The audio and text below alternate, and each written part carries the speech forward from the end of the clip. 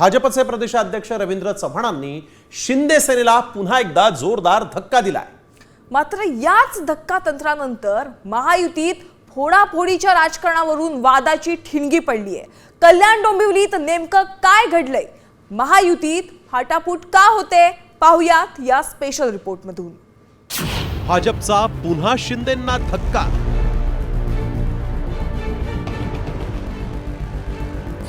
शिंदेंच्या बालेकिल्ल्याला खिंडार।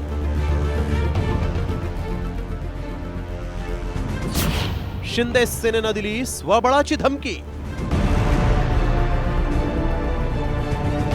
महापालिका निवडणुकीच्या पार्श्वभूमीवर कल्याण डोंबिवलीत सुरू असलेलं फोडाफोडीचं राजकारण काही केल्या थांबण्याचं नाव घेत नाहीये आणि अशातच कल्याण ग्रामीण मधील शिंदे सेनेचे उपतालुका प्रमुख विकास देसले आणि सदानंद थरवळांचा मुलगा अभिजित थरवळ यांच्या हाती भाजपनं कमळ देऊन शिंदेंना पुन्हा धक्का दिलाय।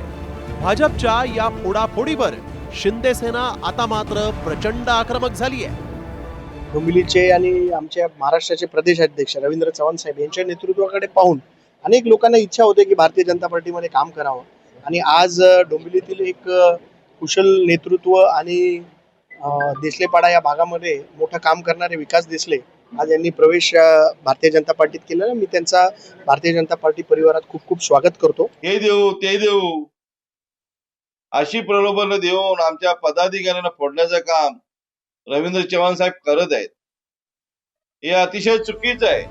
एकीकडे डोंबिवलीत भाजपनं केलेल्या फोडाफोडीमुळे शिंदे आधीच नाराज असताना आता कल्याणमध्ये शिवसैनिकांना भाजपनं गळाला लावल्यानं महायुतीतील तणाव वाढलाय।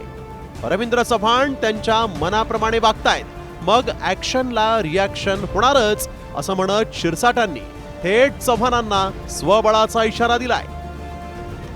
रवींद्र चव्हाणांनी खरं तर महाराष्ट्र फिरलं पाहिजे। तो डोंबिवली कल्याण याच्यापेक्षा बाहेरचं दिसतच नाही। प्रदेशाध्यक्ष बाहेर फिरा, थोडंसं चांगलं काम करा। आणि देवेंद्र फडणवीस साहेबांचं ऐकायचं नसेल तर तो तुमच्या पक्षाचा अंतर्गत प्रश्न आहे, आम्ही त्याच्यावर काही बोलणार नाही।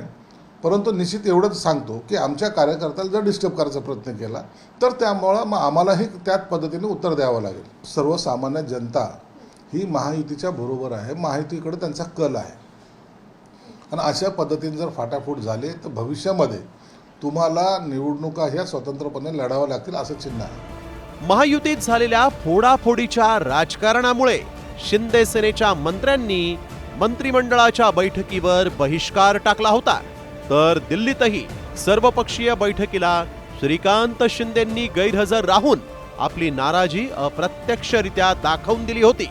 तरीही बाले किल्ल्यातच शिंदेंची कोंडी करून राज्यभरात शिंदे गटाचं टेन्शन भाजपनं वाढवलंय।